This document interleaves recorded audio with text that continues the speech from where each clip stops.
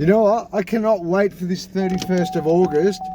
I hope I get to display to the people the level of hatred this system has for Michael Califf.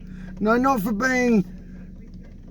anything, bar for calling out, for keeping them honest, literally, for being in an IBAC investigation against a prison officer and for wanting what was best. Let me explain this doozy, this disgusting little doozy.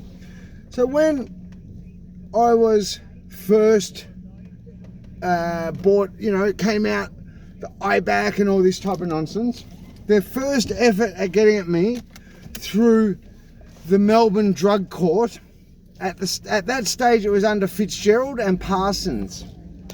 What they did, I was hanging around, who ended up being the girl who was bribed, literally, with the returned. This is what I mean. I knew her story, this person, inside out and upside down.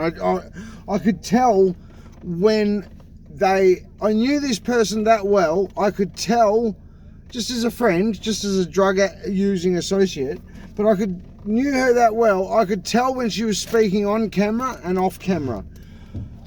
We both were on the Melbourne Drug Court.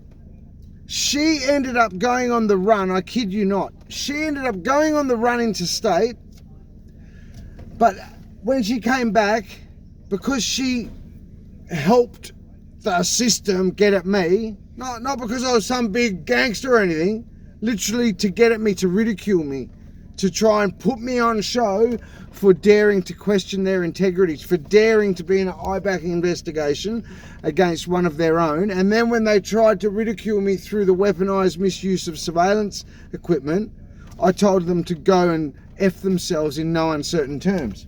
Anyhow, this informant, drug addict, sex worker who ended up getting paid, literally having her toddler dangled over her as a reward, as a carrot. You drive the hidden cameras. What I was first exposed to this trick. They wired her little unit up, I kid you not. And then what they did was they got her to take drugs with me and then try and cause trouble, like by putting the conversation out to the people, to over social media or what have you. This was all put together by the Melbourne Drug Court team. I kid you not. Now let's just stop and say it wasn't. Say it wasn't a vengeful, spiteful, just trying to get at me. Say this was their tactic. And believe me, I thought about this a few years ago when I was on the order the second time and the same thing was happening to me again. I was thinking, this is disgusting, abhorrent. Aside the fact that it's a weaponized sex offence against a group of people. Say they're doing it to not just me. Say they're genuine. Well, I know they're not doing it to not just me. I know they've done it to other people. I don't know whether I know they've used the weaponized bot technology, but I don't know whether they've done the air raid the conversations out to other people. But anyway, let's say that it's a trick they use to try to break that. Can you imagine that? Can you imagine how toxic? This is the advice coming from the best rehab that the Victorian state taxpayer can buy, being Odyssey House.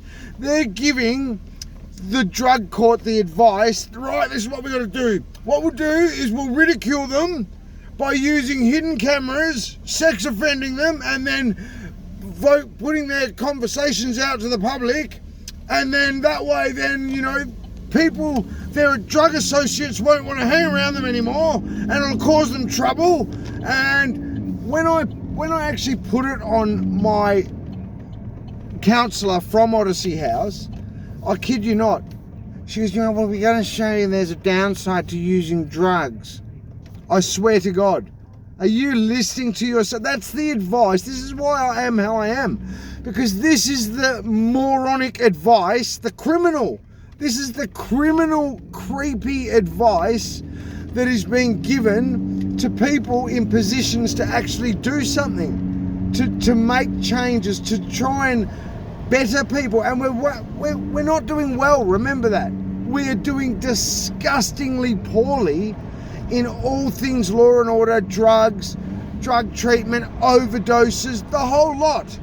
And I've been exposed to this is the best they could come up with.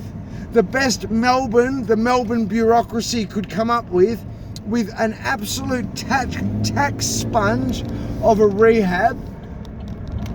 Advising it was to literally weaponize a sex offense, ridicule me. This is assuming this was genuinely not just a way to try to get at me to cause me trouble, which, seeing as Magistrate Pappas signed me off, once I realised the game, and I just went, all right, no worries, I'm going to do this, you know, I'll just give them no excuse. And I just turned it all off instantly.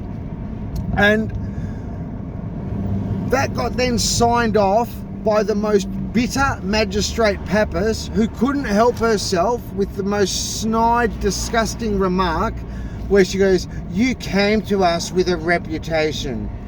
But then what we did, we used my warrants to tell your job network provider, your education unit, your gym, completely illegally about you. That's what we did. You came to us with a reputation and we took it. I swear to God. And these people think that is normal. These people think in our corrective services with their snouts in the trough like utter pigs, like garbage. Literally, how can you not get angry at that? You got people living drugs everywhere. You got organised crime infiltrating multi-billion dollar projects.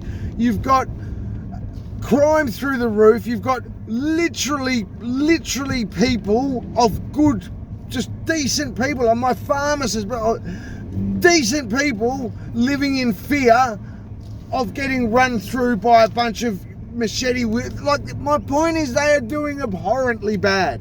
They've just set the worst crime stats on record since 1993. The point I'm making, the very strong point that I'm repeatedly making, these criminals and a creepy sex offender hiding in the toilet type of, like, this group, and I said it from the get-go, anybody that wants to partake in a little group that involves hidden cameras wielded by a drug-addicted sex worker, and they want to partake in it, they want to do anything else but go, oh, yuck, are you kidding? They are creeps. And the thing is, you only need to have a look at what happened with this doctor. Have a look at the outrage from the community on this doctor who was caught with a mobile phone in the toilets of the hospitals. That exact situation was weaponized against me repeatedly and prolongedly. And then to add to it, the magistrates who are up there right at the top of the food chain, snouts firmly in the trough, sit at the table of the chief magistrate, like a full law family, they're the developers of the culture, think that's acceptable. Literally, they think that is acceptable. They don't think, oh my gosh, that's terrible. Hang on. They actually encourage it and orchestrate it. You got no business doing that. You were that pathetic at your jobs in Victoria's law and order system, from the prisons to the police to the judicial to the courts to the government-funded lawyers, the whole lot, to the Odyssey House drug counsellors, the whole lot. You had no business but sticking to the processes and procedures written by people a long time ago on a few levels, even above the magistrate. Literally, you had no business doing anything but sticking to the game plan, and the data is in. The stats prove it. Sorry, not sorry. It is what it is. If you'd like to try any of this in a court of law, I'm only too happy to go over every single one of my my story, every part of it. You want to try me in court? I welcome it. Disgusting.